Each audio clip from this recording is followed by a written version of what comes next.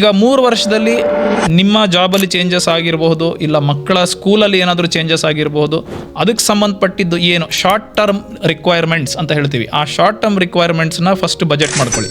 ಅದಾದಮೇಲೆ ಅವರು long term ಅಂದರೆ ಈ 3-5 ವರ್ಷಕ್ಕಿಂತ ಹೆಚ್ಚಿನ ಅವಧಿಯಲ್ಲಿ, ಅಂದರೆ ಈಗ ಹುಡುಗರು ಈಗ ಒಂದು 5th ಸ್ಟ್ಯಾಂಡರ್ಡೋ 6th ಸ್ಟ್ಯಾಂಡರ್ಡೋ ಏನೋ ಓದ್ತಾ ಇರ್ತಾರೆ, 5 ವರ್ಷಕ್ಕೂ ಹೆಚ್ಚಿಗೆ ಅವರು ಯಾವ ಒಂದು ಸ್ಟೇಜಲ್ಲಿ ಇರ್ತಾರೆ, ಅವರು ಕಾಲೇಜ್ ಮೆಟ್ಲು ಹತ್ತೋ ಸ್ಟೇಜಲ್ಲಿ ಇರ್ತಾರೆ.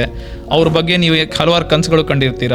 ಅಷ್ಟೊತ್ತಿಗೆ ನಿಮಗೆ ಈಗ 5th 6th ಸ್ಟ್ಯಾಂಡರ್ಡಲ್ಲಿ ಹುಡುಗರು ಏನು ಓದ್ತಾರೆ ಅನ್ನೋ ಅಭಿಪ್ರಾಯ ಎಷ್ಟೋ ಜನಕ್ಕೆ ಇರಲ್ಲ. ಹುಡುಗರಿಗೂ ಏನು ಇಂಟ್ರೆಸ್ಟ್ ಇರುತ್ತೆ ಗೊತ್ತಿರಲ್ಲ.